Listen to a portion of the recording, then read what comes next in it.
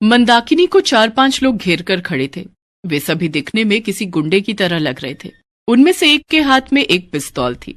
उसने उस पिस्तौल को मंदाकिनी की कनपट्टी पर लगा रखा था। मैं तुम्हारे इस खिलौने से नहीं डरने वाली। मैंने कहा ना, मैं तुम लोगों के साथ नहीं जाऊंगी, नहीं जाऊंगी, नहीं जाऊंगी। चले जाओ यहां से तुम सब।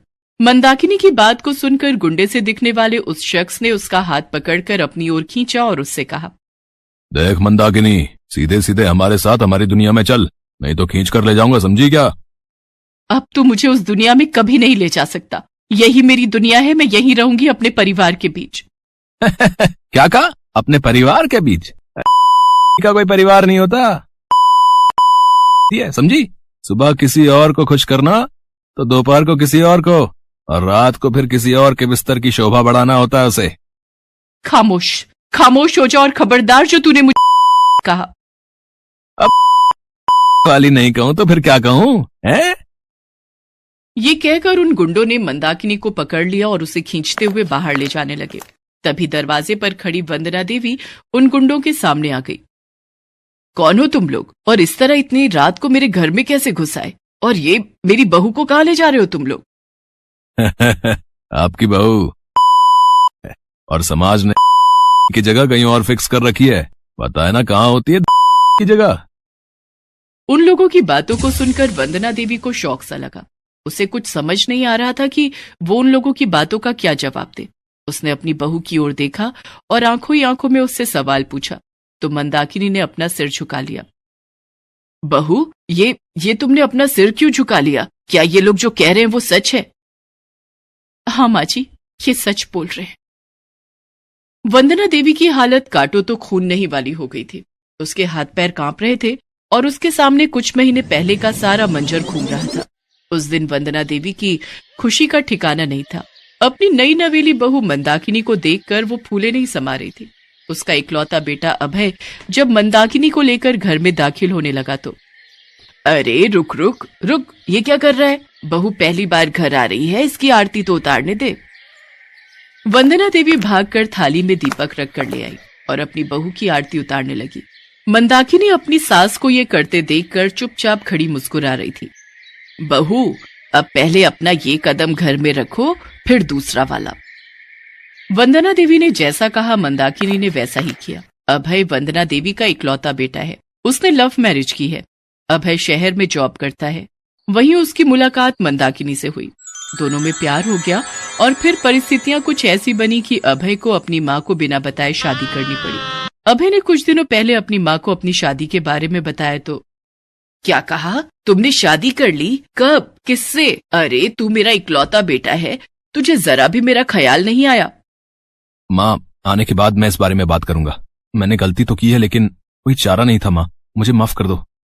अब बहू को लेकर आएगा भी या वहीं रखेगा अपने पास? मैं भी तो देखूं ऐसी कौन सी लड़की तुझे मिल गई कि तू मुझे भूल गया। माँ ताने मत दे, तुझे भूल जाऊं ये हो सकता है क्या? मैंने कहा ना, थोड़ी परिस्थितियां ऐसी बन गई कि बिना तेरी इजाजत के शादी करनी पड़ी। कोई बात नहीं, अब जल्दी से बहू को लेकर आ जा। वंदना देवी अभय से नाराज तो थी लेकिन अपनी बहू को देखकर उनकी सारी नाराजगी दूर हो गई। मंदाकिनी दिखने में सुंदर तो थी ही, घर के कामों में भी वो पूरी तरह दक्ष थी। उसने वंदना देवी का सारा घर, खेत खलिहान सब संभाल लिया था। अभय, तूने तो सच में लाखों में एक बहू मेरे लिए लाकर दी है। हाँ तो तुम्हारी लाखों में एक बहू तुमसे कुछ कहना चाहती है। कहना क्या, अब कुछ मांगना चाहती है मुझसे? हाँ हाँ बोलो ना बहू, क्या चाहिए तुम्हें? मेरा सब कुछ तो तुम्हारा ही है। तब मंदाकिनी ने जो कहा उसे सुनकर वंदना देवी की आंखें भर आईं। माँ जी, मैं अनाथ हूँ। न मैंने माँ को देखा और न ही पिता को। आपको जब पहली बार देखा और आप जिस तरह से मेरा स्वागत कर रही थी तो मेरी आंखें भर आईं। हर दिन आप मेरा इतना ध्यान रखती हैं, मेरी हर छोटी बड़ी जरूरतों के लिए खड़ी रहती हैं, तो लगता है कि मैं दुनिया की सबसे खुशनसीब लड़की हूँ। माँ जी, एक प्रार्थना है आपसे, आप प्लीज हमारे साथ शहर में चलकर रहिए ना। आप हमारे साथ होंगी तो एक ऐसा साया हमारे साथ होगा जिस साए में हम सुकून से रह सकेंगे। पर बहू, अगर मैं वहां जाऊंगी तो यहाँ खेत खलिहान कौन देखेगा? माँ जी, हम दोनों बीच बीच में आकर देख लिया करेंगे। आप प्लीज हमारे साथ चलिए ना।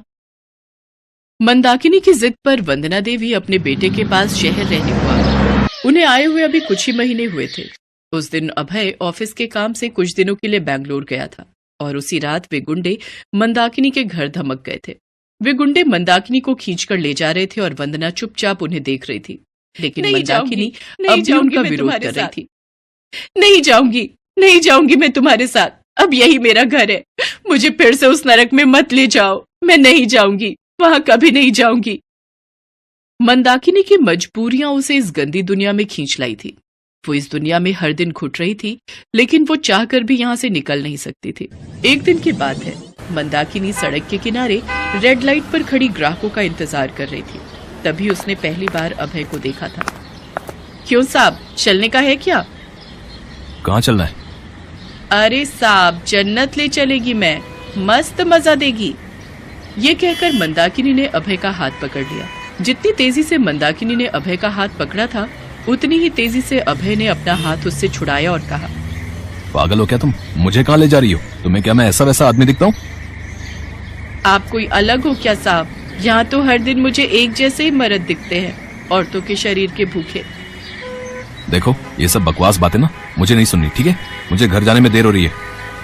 अभय वहाँ से चला गया, लेकिन ये अभय और मंदाकिनी की मुलाकातों की शुरुआत थी। कुछ दिनों बाद मंदाकिनी अभय से फिर मिली और उसके सामने फिर से वही प्रस्ताव रखा। तुम बिल्कुल पागल हो क्या? एक बार में बात समझ नहीं आती तुम्हें? साहब, जब पापी पेट का सवाल हो ना, तो फिर कुछ समझ में नहीं आता। हर दिन इस शरीर को बेचना होता है, तब जाकर रोटी मिलती है, और जिस दिन शरीर का कोई खरीदार नहीं मिला तो फिर दलाल की बेल्ट की मार पड़ती है इस शरीर पर, और वो जानवरों की तरह मुझे मारता है साहब, जानवरों की तरह। आपको क्या लगता है सौदा करना मुझे अच्छा लगता है? लेकिन क्या करे साहब, करना पड़ता है इस पेट के लिए। तुम कुछ और भी तो कर सकती हो। साहब, क्या करूं बताइए? अब कुछ नहीं कर सकती मैं इस दलदल में और इन लोगों के बीच इस तरह फंस गई हूँ कि कुछ नहीं कर सकती। मंदाकिनी की बातों को सुनकर अभय सोच में पड़ गया। वो उस समय वहां से चला तो गया, लेकिन उसकी कही बात उसके कानों में गूंजती रही। अगले दिन वो उससे मिला। क्यों साहब, आप भी आ गए? चलना है क्या जन्नत की सैर करने? नहीं मंदाकिनी, तुम मुझे गलत समझ रही हो। मैं तुमसे बातें करने आया हूँ, तुम्हें समझने आया हूँ। उस दिन के बाद अभय और मंदाकिनी हर दिन मिलने लगे।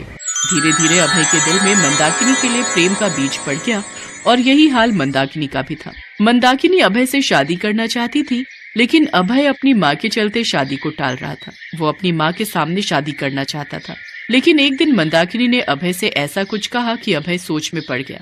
क्या साहब, शादी करने से डर लगता है? ये सोचते हो कि लोग क्या कहेंगे, इसलिए टाल रहे हो? साहब, एक धंधे वाली से कोई शादी नहीं करता, लोग मजे लेते हैं, मजे। मंदाकिनी, तुमने मुझे अभी नहीं पहचाना, कोई बात नहीं। शादी करनी है ना तुम्हें मुझसे? चलो अभी शादी कर लेते हैं। अभय ने मंदाकिनी से मंदिर में शादी कर ली। मंदाकिनी ने बुरे काम से हमेशा के लिए तौबा कर ली, लेकिन ये इतना आसान नहीं था। मंदाकिनी शादी करके अभय के साथ उसके घर तो आ गई, लेकिन उसके दलाल उसे ढूंढने लगे, क्योंकि इस लाइन को छोड़ना इतना आसान तो नहीं था। बहरहाल वे सारे गुंडे मंदाकिनी को अभी भी खींचे जा रहे थे। तभी वहां पर पुलिस की गाड़ी की सायरन की आवाज आने लगी। अरे ये पुलिस की गाड़ी के सायरन की आवाज कहाँ से आने लगी बे? ये पुलिस को किसने बुलाया? मैंने बुलाया है पुलिस को। इस के लिए आपने पुलिस को बुलाया? उसके ऐसा कहने पर वंदना ने एक थप्पड़ खींचकर उस गुंडे को मारा। तुम लोगों ने मेरी बहू का बहुत अपमान कर लिया। अब नहीं, अब अगर तुम लोगों ने मेरी बहू को एक भी गलत शब्द कहा तो जान से मार दूंगी मैं तुम लोगों को। पुलिस उन गुंडों को पकड़ कर ले गई। उनके जाने के बाद मंदाकिनी ने अपनी सास के आगे हाथ जोड़ते हुए कहा, माँ जी, आपका बहुत बहुत शुक्रिया। एक बार अभय ने मुझे उस दलदल से निकाला और आज आपने मुझे उस नरक में जाने से रोक लिया। बहू, स्त्री अगर स्त्री का साथ देगी तो फिर उसका शोषण करने वाला इस समाज में कभी पैदा नहीं हो सकता। अपनी सास की बात सुनकर मंदाकिनी उसके गले लगकर रो पड़ी।